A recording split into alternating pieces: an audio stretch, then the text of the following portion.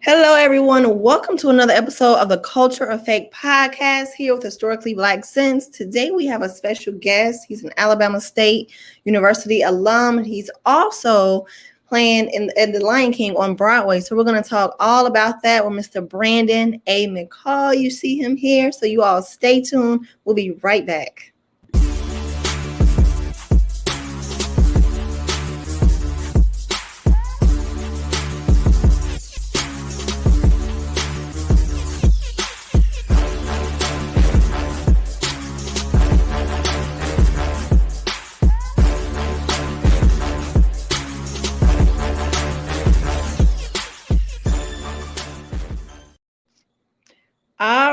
All right. So what's good, Brandon? What's going on?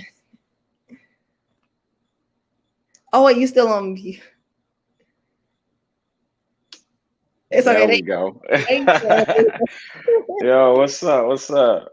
Yes. How is Yeah. life? So let's go ahead and get into it. So give us a little bit of your background information before we get into Alabama State University. What was life like for you? Oh man, life was cool. As a black young man coming up in Birmingham, Alabama. I started acting and singing when I was 12. Well, I started singing when I was around 6 or 7. But I really started acting when I was 12, and it was a way that my mom wanted to keep me out of trouble during the summer. And so, my mom really gave me the spark for theater and for my career. Um, so, I did that. I didn't want to do it at first, but I went in my first time going into an audition, had to do a monologue, a dance, and a song, and I got a call back. And so I was like, okay, cool. I already knew I could sing, I already knew I could dance, but I was still a little shaky about the acting thing. And we went into the first day of rehearsals, and we did a table read, and the director was just kind of, filling us out and watching us and observing. And it was me and this other guy. We looked just alike. So they basically called us brothers. But she wrote a specific part for us. And this theater troupe was called JCCO Yes Ambassadors. And during that time in Birmingham, Alabama, this particular organization put on plays for the youth. And it was different plays on topics that youth deal with today. Like in Birmingham, we have the exit exam. If you don't pass that, then you can't graduate. I think they've done away with that now. I'm not sure. Can't remember. But like just dealing with the different topics that youth face today, as far as violence, you know, learning disabilities, education, your choices after college, or your choices in life, period. And so this particular show, we were focusing on, exit exam and all the anxiety and stress that comes with that when the kids are testing. And she wrote a part for me and this guy just to be the mascots for the high school that we were portraying. And, once we got into the role and stepped out on the stage, and we would come in like at the end of every scene and kind of summarize it and then lead into the next scene. But every time we came out, like we come out dancing and the people just go crazy. So I'm like, okay, I can get used to this. So, from there, I started that when I was 12. I stayed in that organization or that program until I was 18. And then I remember my senior year in high school, and my teacher, my ninth grade history teacher, she was like, Mr. McCall, what are you going to do, once you graduate high school? Like, what are you going to major in? What are you going to take up? I was like, I think I'm going to do biology because I wanted to be a pediatrician at one point. And she was like, okay, that's good. That's good. I thought you was going to go into the acting thing. And I didn't think that was going to work out for you. I was like, huh? Come again, say what? So you don't think that's gonna work out? I was like, okay, cool. I was like, well, thank you for the advice. But I walked off from her and changed my major that day to theater. And yeah, I changed my major that day. And I was already admitted to Alabama State University. So I was like, you know, it's a win-win. I was a drum major in high school, so I already knew I wanted to go to, you know, a school that had a nice band. You know, I didn't want to go to no PWI. I didn't want to do no heel toe kind of marching, you know. You Yeah. know what I'm saying? Like I already knew, you know, HBCU was what I wanted to do because I grew up going to band practice with my sister. My sister went to Miles College. And so, you know, I would always follow the drum majors. And I was actually one of the first kid drum majors. Well, I was the first kid drum major that Miles College ever had. Um, and so after doing that, like I was all about band, all about drum major. From middle school to high school to college, you know, I was always in the band and always became drum major. And so, you know, I already knew I was going to go to a HBCU for that. But then I had to think about, you know, my career, like what school was going to prep me to be, or what school was going to put that foundation under me to be the best I could be and succeed in my career. And none other than Alabama State University. So I give them a lot of kudos for my foundation, my professors, Dr. Tommy Stewart, Brian Martin, Anthony Stockert. They really, really helped me get to a place that, you know, where I am today. So, you know, HBCU is definitely, it was definitely the right choice for me. I didn't have to go to no, you know, what they call it, Ivy League school to get the education and to get these skills for my particular career, my particular path. Yes, I love it. And so when did the play come to Chicago? The play that you were in. We do have a touring company. I'm in the Broadway company in New York. I don't think the touring company comes to Chicago right now. We did go to Peoria, Illinois, because before I got on Broadway, I was in the touring company. But we did go to Peoria, Illinois. I want to say 2018. And usually some cities we don't go back to until like a 3-4 year span. So they may be back. I know right now I don't think Chicago is on the schedule, but I'm sure they'll be back in the next maybe 2 to 3 years. Okay. And Yeah. so I want to back up a little bit too. You said that you were the youngest drum major at Miles, or the youngest kid drum major at Miles. Yeah, this was in it was either 97 or 98. Me and my sister go back and forth on what what year it was, but it was either 97 or 98. And you know, like I said, I would always go to practices and I would always watch the drum majors. And you know, the band director and the drum majors, you know, were watching me, and it was like, yo, he's doing every step. He's doing the dance routine, he's marching. It was like, yo, let's put him on the field, you know, like a special field show. And it went from there. I only did one game though, because then a lot of parents, you know, wanted their child to do it too. And it became, you know, a bit of a mess, but you know, I was honored to do it that one time and make history in a way. Wow, that's dope. So, okay, so let's get into your time at Alabama State University. So you're from Birmingham, and so you got to Alabama Yeah, State, and Miles College is also in Alabama as well, correct? correct. Okay. Yeah. So was this something that you just wanted to stick within that Alabama space, or like, I guess, what specifically drew you to Alabama State? Um, so I had different choices that, you know, like everyone else, but I always knew it was going to be HBCU. Um, as far as my choices, one of them was Jackson State because I did like Jackson State's style for the drum majors, higher energy, um, you know, a lot of breakdowns. That's pretty much all we did in high school. Like we did breakdowns, and in middle school we did these breakdowns, and you know, high stepping. Um, it was one more school. What school was it? I know Jackson State and Alabama State were my top two. Oh, and Miles College, of course, because you know that's where I learned, and that's where I was groomed.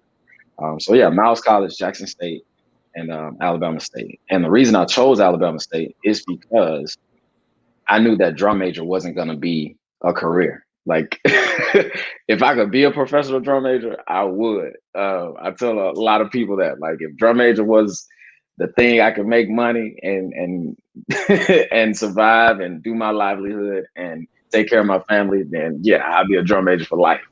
But I knew that wasn't a career choice that was on the table. So I was like, well, I want to be an actor. So what school can I go to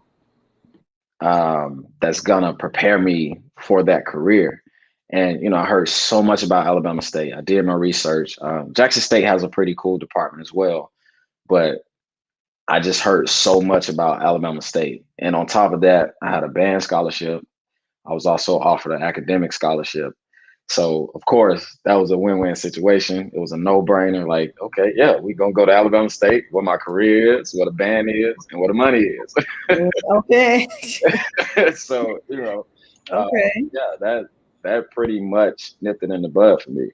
But Okay. yeah.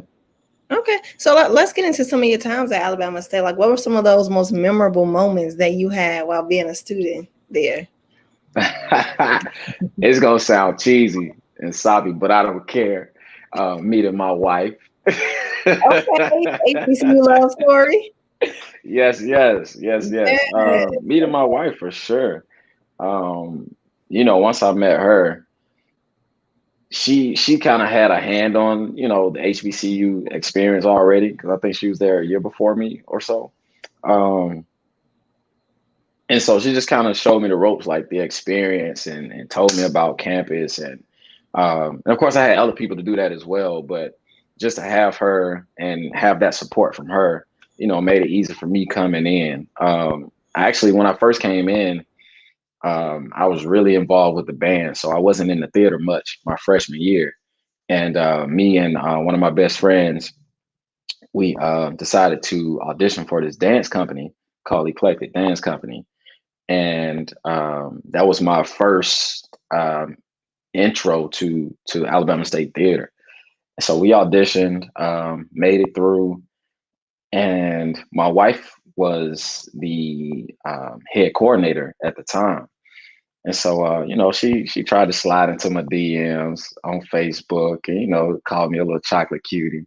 I can say this now because she's not on here, but if she was on here, she'll tell you the story was different, but it wasn't. This is the true story right here. So, she was all in my DMs checking for me. But let me stop. But yeah, she hit me up, and being in the dance company with everybody else, it just created a family. It showed me, that I could have a family at this school, at this university. And just to see how she interacted with her friends, and it was just great to see. So, everybody that was in the dance company with me then, my wife, we just, one big family, and we kind of got each other through, those 4 years or whatever. That's dope. I love it. I love hearing about the HBCU love stories and how you all met. In the DM. So you say that's your virgin, and then Yeah, yeah. She'll tell you she slid in there, but she'll say after that I pursued her. Which is, it's some truth to that. okay, okay, okay.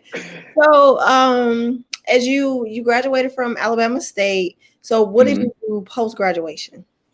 So post graduation, I went to B Street Theater in Sacramento, California. That's pretty much where I started professionally, and I did an actor intensive there for like 8 to 10 months, I believe it was. And at the end of that 10-month run, I was able to get my actor's equity card, which is a card we get is basically become a part of a union that's for actors. And I got my card, and it was a nice experience. I got a chance to one, see what California was about to an extent. I got to see what it was like just to be on my own for a little bit, working hard as a starving artist, because we didn't get paid much, like not at all. So I got to see what it was like to really want this for myself, want this career, want this success for myself. And my bro, Jarrell O'Neal, he's actually doing well out in LA. He was the first person to go out there when he graduated from Alabama State. He was like, man, look, if you go out there, I know you're gonna be the one that knows how to handle it, because he knew it was hard work. He was like, if you go out there, man, 100%, like I know you'll be able to do it. Like I can't say that about a lot of people, but he was like, he already knew my work ethic. He knew how determined I was. He knew how hard I worked, and he was just like, yeah, man, I think that'll be a good look for you.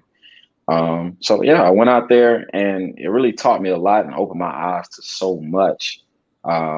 Just being out there, and of course I had support from my family and support from my wife, but everybody was still in Birmingham, Alabama. Like I didn't have anybody in California. So it was like, just opened my eyes to what it could be, because this industry is hard, like it's tough, and it takes a lot of hard work, and it just showed me like, hey, if you really want it, then this is what you're gonna have to do. You're gonna have to grind it out. Some nights you may not eat. Some nights, you got to choose between, are you going to get from point A to point B as far as like gas money, or are you going to eat tonight? Right. Are you going to pay this bill, or are you going to eat tonight? It always came down to whether you're going to eat tonight, So just having that, like, it taught me how to budget my money more, budget my money better, but yeah, it was definitely an experience that I would say grown me and made me stronger. Alabama State had already given me that, but to be outside of those four walls and to be out of the care and the comfort of the university and actually be on my own, I had to become my own man at that point. So yeah. I love it. So yeah, I went there, and I had to come back because I had to get married. I got married. We graduated 2011 and then got married in 2012. So I couldn't stay out there too long. Okay, you just went and experienced a little bit, and then came on back. Did what I had to do and accomplished the goal. Came on back. Okay.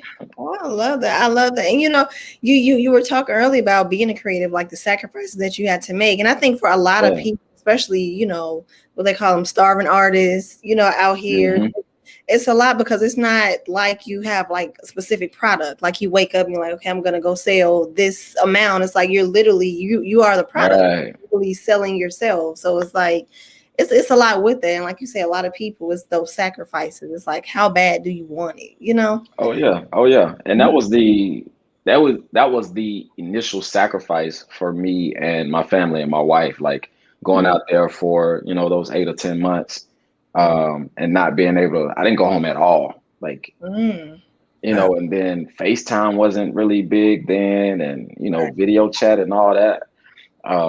It was mostly, a phone call. And I think we used to Skype a little bit. We used to Skype a little bit, but that's it. It built me for that sacrifice, because then after that, I was going on tour with the Lion King. So once again, I had to separate from my family and, figure all that out. By this time, we had a 1-year-old. So now, the family is growing. Right. Now I'm on Broadway. My family's still in Birmingham, Alabama, but now we have a newborn. So I have a 4-year-old, and Briley's 2 months and 2 weeks, I believe. So it just built us for the life that God put before us and God has planned for us. Right. So and above all, speaking of God, He gets all the glory for that. You know what I mean? Right. So without Him, none of it would really be possible. Like none of it at all. Right. Exactly. That's dope. So how did you, leading up to you getting into the Lion King? Well, let's kind of talk about that process. Yeah, it's actually pretty dope, and it's definitely a testimony. So I was performing with Red Mountain Theater Company in Birmingham, Alabama, and did a few shows there. That's where I really kind of just honed my craft and really just got into it. Making sure that I was I was making sure that everything was, all my skills was still polished, all that stuff. And so there was one particular show, The Little Mermaid, and I was playing Sebastian. I think this was in 2014. And in that show, Keith Cromwell, who is the executive director at Red Mountain, introduced me to who is my manager now, Lynn Marks, and basically just, told her who I was and how great I was. And she was like, okay, yeah. And she saw the show, and she liked my work. And she was like, yeah, let's take a chance. I'll represent you. And I said, cool, let's go. Um, in that moment, did I think that, I would be here today or would be in this capacity? Not at all. Like, I don't, yeah, yeah. I don't think in that moment I thought like this is where we were going to go. Um, but yeah, she got me my first audition with Lion King.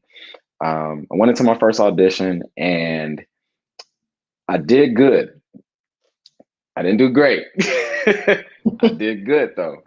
And the casting director, he was talking to me. He was just like, you did really great work.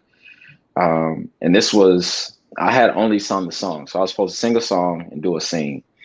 And I had only sung the song by this point. He's like, okay. He was like, I can, you can sing. But the thing I was missing was the storytelling. I wasn't able to, you know, make this song a monologue, basically. I couldn't make you feel it in that moment. I was just singing a song versus telling a story. And he was like, you can sing. He was like, he was about to say something. He was like, you know what? Let's do the scene. So we did the scene and we finished. And he was like, okay, that was good. And he was about to say something else. And he was like, I'm going to hold on to that. Let's do the scene again. We did the scene again. He was like, okay. He was like, listen, if you had sung the song like you did the scene, you would probably book this job. I was like, wow. He was like, yeah, you're doing things I haven't seen any Simba do before. And I was like, okay, that's nice. Right.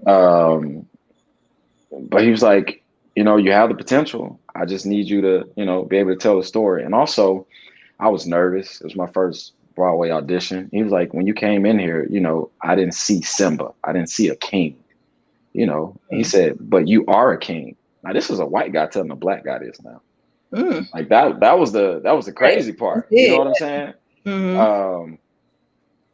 And I was like, okay. He was like, you are a king. He was like, so next time you come in here, I need you to step in here like you are a king.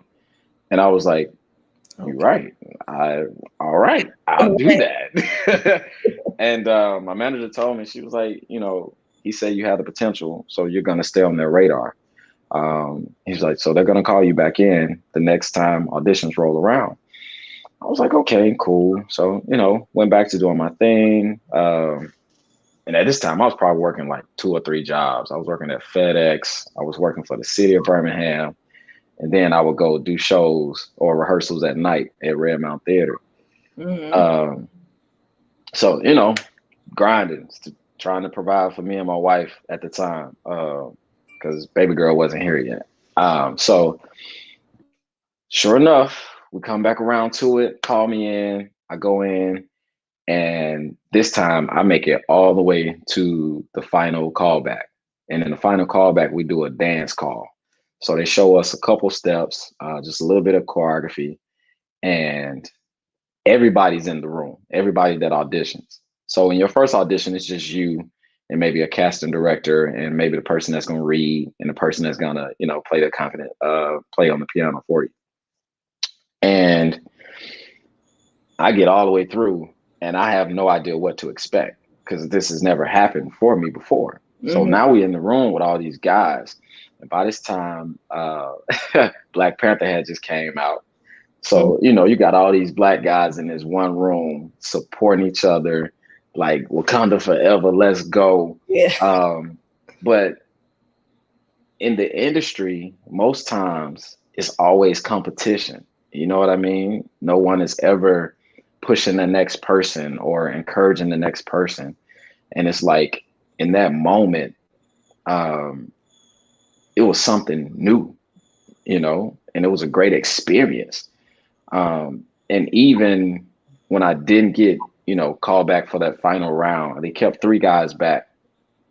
And, you know, I, I had to go home, but I left with my head up because of the experience, because of the environment that we created in that moment, the energy, and just being around those Black kings and coming in and encouraging each other and totally changing my perspective and my mindset of what it was probably gonna be like.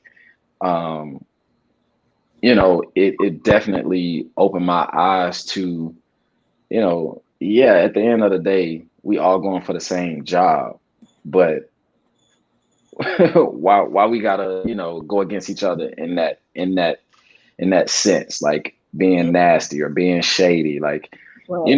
whatever I do. Whatever talent I have is my talent. Whatever talent you have is yours. And Mm-hmm. also, if the job is yours, is yours. Whatever God has for you is for you. Yes, So, exactly. and I'm gonna celebrate. I'm gonna celebrate you regardless. You know what Mm-hmm. I'm saying?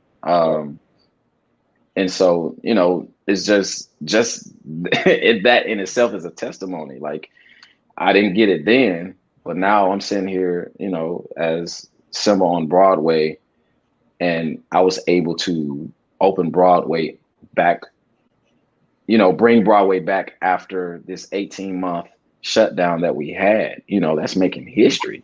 Mm-hmm. So for all of that to come full circle, of course I'm not thinking about, those moments when I didn't get cast or I didn't get called back. It's like, Right. well, that wasn't my time, Right. now is my time, Mm-hmm. and no one can take that from me. Um, so yeah, I auditioned for the Lion King 2 times, got all the way to the final callback that second time, and then what happened? Oh, went back home. So, I'm talking to my manager. She was like, hey, good job, good job. I was like, yeah. I said, I have, nothing bad to say. I have no ill feelings. I'm not upset. I'm not sad. I was like, I'm actually excited. Like, I'm really happy. Like, it was a great experience. She was like, oh, okay. She was like, well, good. I was like, yeah. So I get back home and working my jobs or whatever.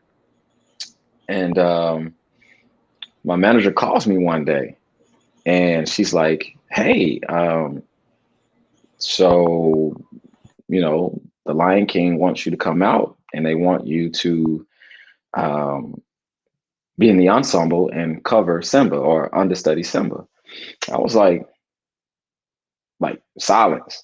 Like, I didn't say anything. And she was like, hello? And I was like, yeah, I'm here. Like, like I'm trying to make sure I heard you clearly. Like, Mm-hmm. and she was like, yeah, like they want you to come out. And I was like, wow. I said, okay. But now at this point, by this time, I had this is when I had a moment. Um, I had to have a moment with God. And I was in a job that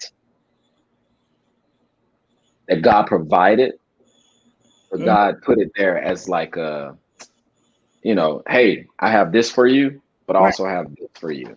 You know Right. what I mean? So it Mm-hmm. was like I already knew what the calling was. You know what I mean? I already knew where I was supposed to be. But of Right. course, I'm gonna go with this job that I know I'm gonna get a check. I know I'm gonna have full benefits. I know I'm gonna be able to provide for my family. I went with a job that was gonna make me complacent and make me comfortable. Mm-hmm. Um, and so God was like, okay, I'll give you that. That's fine, cool. But Mm-hmm. I still got this over here for you if you want it, whenever you're ready. Mm-hmm. So I got into the job and I guess I didn't move fast enough. And God was like, okay, he not listening. Yeah. He's not listening. Come on now, come on. Mm-hmm. And yeah, so the job just started going, crazy. And I was like, yo, I feel like I'm drowning in work. And we had to have a meeting, and they was like, do you think, you could turn it around? It was like, it's your choice. If you feel like you can turn things around, then that's fine. If not, then uh, we respect, you leaving or whatever, turning in your notice. Right. So I sat there and I was like, you know what? I'm gonna have to go ahead and chase my dreams. I'm gonna have to go ahead and do what I know I'm supposed to be doing. Mm-hmm. And times got hard, but in that moment, that was me trusting God. You know, that was God saying, "Hey, I need you to trust me. I need you to have faith that I'm gonna take you to where you need to be. I'm gonna take you where um, I'm gonna take you where you can provide for your family. I'm gonna take you where, you can give me the glory. I'm gonna take you where your name will be in rooms you haven't even walked in yet. You know what I mean? I'm gonna prepare that place for you, but you gotta trust me." And I walked off that job, a job that I was making good money, full benefits, the whole nine. And I walked off that job, and I think for 6 months, I wasn't working. Um, we had our first child then, so like in the midst of it, I'm still trusting God. Like the money ain't coming in, and it's just like, yo, God, I don't know what you're doing right now, but I really need you to start moving. Like I got a wife and a kid. Like we got to figure this out. And the more it went by, like he was just like, trust me. And so like we got through 6 months, never, a notice talking about eviction, no lights or gas or water was cut off. We had food, so God Wow. was providing those things, you know what I mean? Right. And and it got to the point where I started just doing stuff on my own. I started booking shows on my own. I started researching, different auditions and everything. And I started booking work. So by this time, I was a full-time actor. Like that's all I was doing, acting. Okay. I wasn't at 8 to 5. I wasn't sitting at a desk. I wasn't, doing something that wasn't for me. Right. You know what I mean? Right. And so, it got to a point, I'll never forget it. I was sitting on the couch at home, and I broke down, and I was listening to what was it?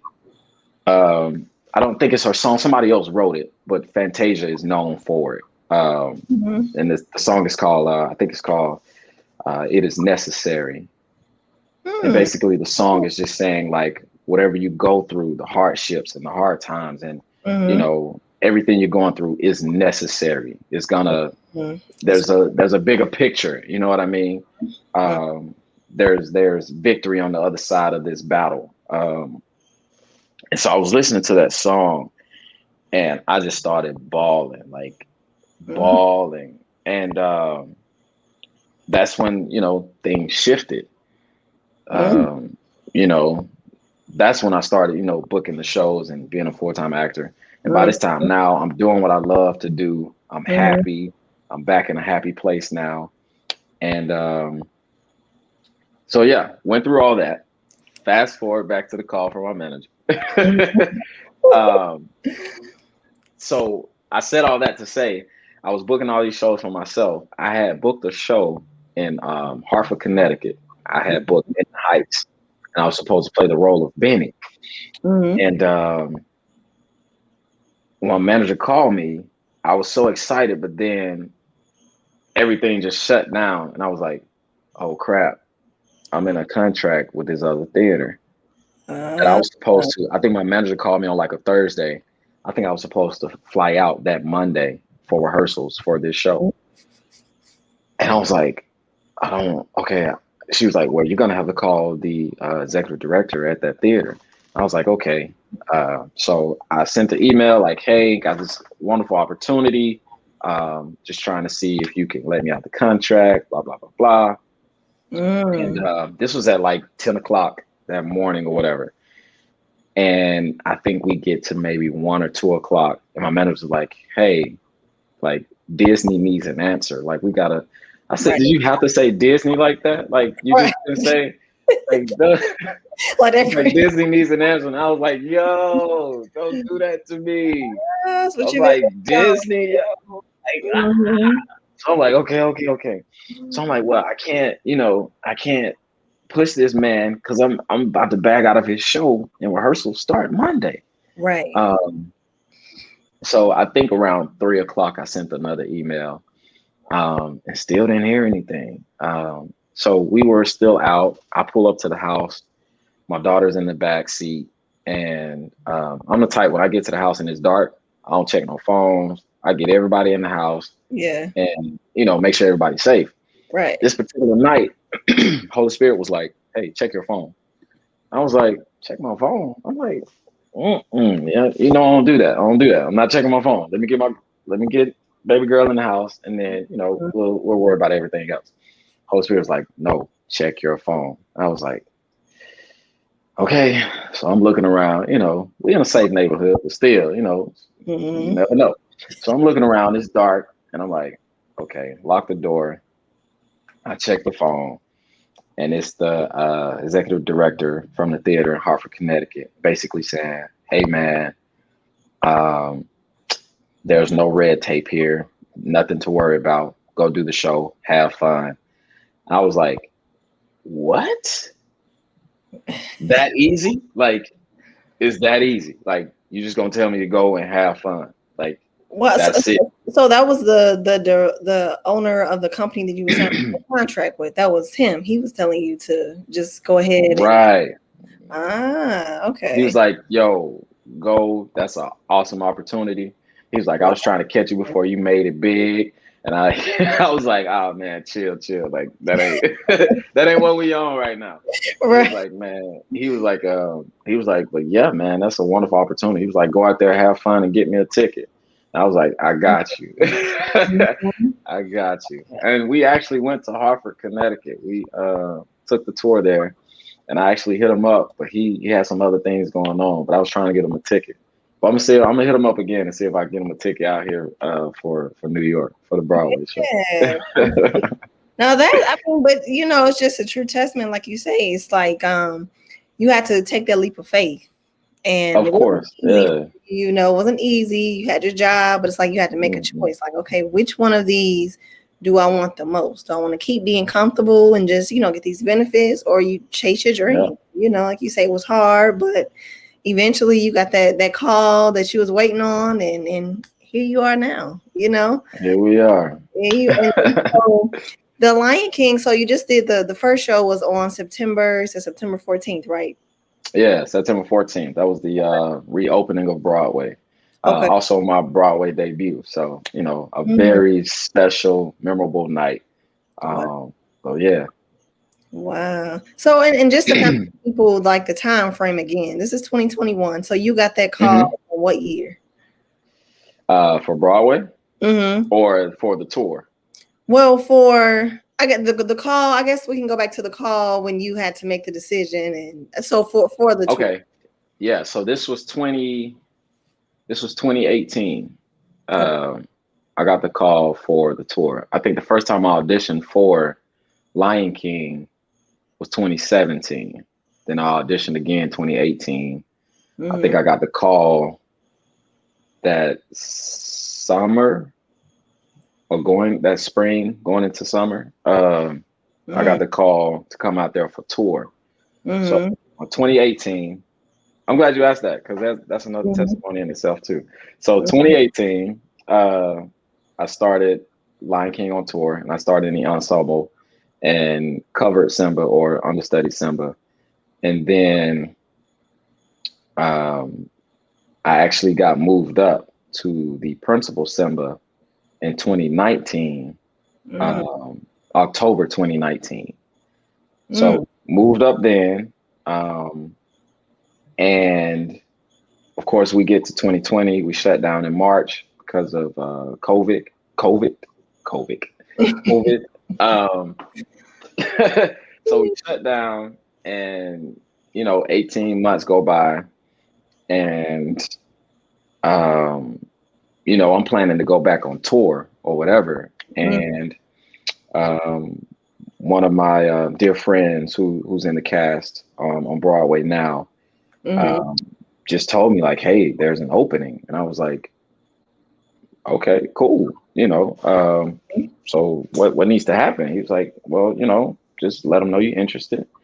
I was like, okay, I'll do that. So I send email. My manager sends an email. And it was like, yeah, we have you in consideration. You're definitely on our minds. You're in our thoughts. It was like, just give us some time to sit with it. And I'm like, okay, but by this time I'm like, if I don't get it, because I'm not in New York, usually most Broadway companies go for people that's in New York, that's already established, that's already there, got their own place and all that stuff. Right. So I was like, if I don't get it, I'm still going back on tour. Like I still got a job to go back to. So, it's all good if I don't get it. And so it wasn't me doubting. It may sound like it wasn't me doubting what God could do or doubting, my talent or like I couldn't be on Broadway, but it was just a matter of, sometimes that's how things work, Yeah. I'm not doubting that God will elevate me in another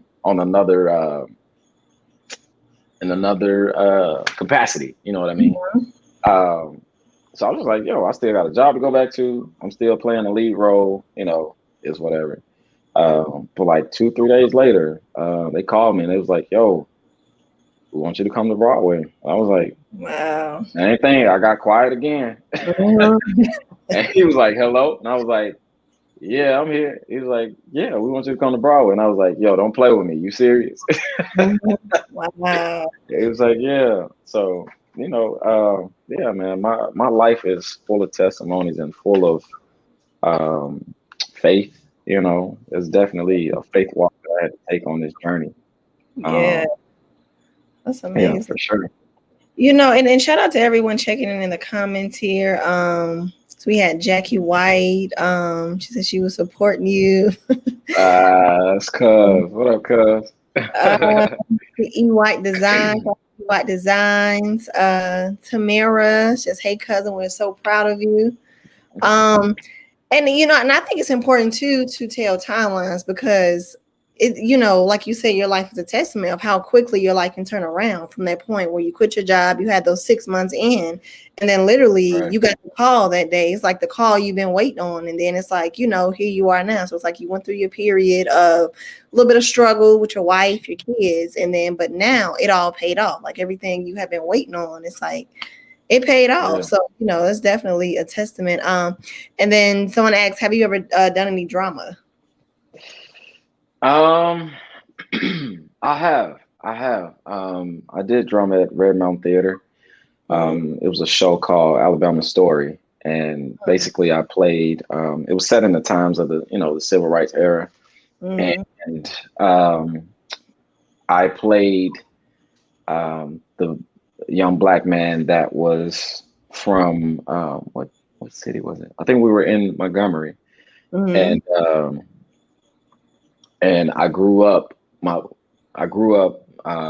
with a white childhood friend who was a woman or a girl, and my mom worked for her family, and these characters, my character and her character, grew up as childhood friends. We go out and play. And one particular night, we went into, what was it? I think we went into some shed or something. And long story short, she kissed me or whatever. And of course, my character being, a young black boy in that time, like, yo, what are you doing? Like, we can't do that. and her dad walks in, and he doesn't see the kids, but he sees us. Um, is that what happened? I'm trying to see why did we get? I don't know if that's what happened. Anyway, something happened where we got in trouble. Either my mom got in trouble or my character got in trouble for something, and pretty much the family disowned us. Mm. And the mom and the childhood friend, the little white girl, was standing, on their, I guess their little Juliet balcony or wherever they were, and they just watched us, walk away, watched their watch her dad abuse us and kick us off their land or whatever. And after that, my character's mom couldn't find work, and we went through this whole thing of, well, he went through this whole thing of not believing in God anymore. He never went back to the city, and finally he just went back one day when his mom passed, because it was her wish that he did something with her Bible. I need to go back and read that script, because it's really a good show, and it's actually picking up more too. So I can't wait till it really develops into something bigger. But Yeah. but yeah, I did that role, and yeah, it was pretty heavy, pretty heavy. Mm. I mean, it's amazing. Like, you definitely have you thought about writing a book and just putting, or do you have one out already? I don't. My wife and I talk about writing a book all the time. Yes, definitely got. But yeah, I think one day we'll do that. We definitely have a huge testimony together. She has her side, I have my side, and we have one. Um, you know, both ours come together. Our faith walk and what we believe and how we support each other. So yeah. I love it. Because it's definitely going to be used for inspiration for other aspiring actors and people that's going through a similar story like what you described. So as we get ready to wrap things up, because this has been great, leave us with some words Yeah. for aspiring HBCU students and even current HBCU students, like some words of advice or wisdom that you have for them. Yeah, for sure. One of my favorite things to tell people is, you know, have faith over fear. And I always compare it to, the gears of a car. Um, when you operate in fear, it's like your life is in neutral. Fear can either push you forward or it can push you back. And the way that fear can push you back is, you believe that you can't do something, or you doubt your potential, you doubt your skills, you doubt your talent, um, you doubt what doors and opportunities are there for you. You doubt your worth. But then there's also the other side of fear, the one that I have. Like, I fear not being able to provide for my family. I fear not leaving um, a legacy for people that come after me. I fear not being able to succeed and fulfill God's plan on my life. I fear just I fear not being a role model for that next generation. Those are the things I fear. So that's the thing that drives me, my family, my wife, my kids, um, remembering where I come from. My mom, my sister. Like, I do it for a lot of people. I just don't do it for me. So don't get caught up in neutral. You always want to keep driving forward. You get caught up in neutral, when a car is in neutral, you can push it back or you can push it forward. So I'd rather you push forward. So yeah, choose faith over fear. Um, and that's with anything, it's not just acting. It's not just the industry I'm in. That's what any career you want to do, anything in life. You got to have faith, and you got to believe in who you are, believe in your worth, know that you're worthy of whatever the things that you are trying to achieve or accomplish, um, and have a huge support foundation. Those are my biggest things: support and faith. You got to have a support system. I can't tell you how much support I get from my family alone. Just to be out here in New York, like that takes a lot for my wife and my kids to be away from me. And it's a lot for me too, and I'll be transparent. Just, earlier this week, I had a moment, I was really missing my family. And, but again, I have to remember why I do what I do, and what position it puts my family in. So without that support, without my mom, my sister, my cousins that you just saw commenting, my church family, cast members. Also, HBCU is such a such a great family. Like, I have people here. I have Bonita Hamilton Caesar, who's the Shenzi, who plays Shenzi in The Lion King here on Broadway. She's a Alabama State graduate. She's been taking care of me, make sure, everything is good with me, always checking on me. She actually reached out to another Alabama State graduate, who allowed me to stay in their place until I get my own, which I will this week. Yes, Lord. But, they housed me.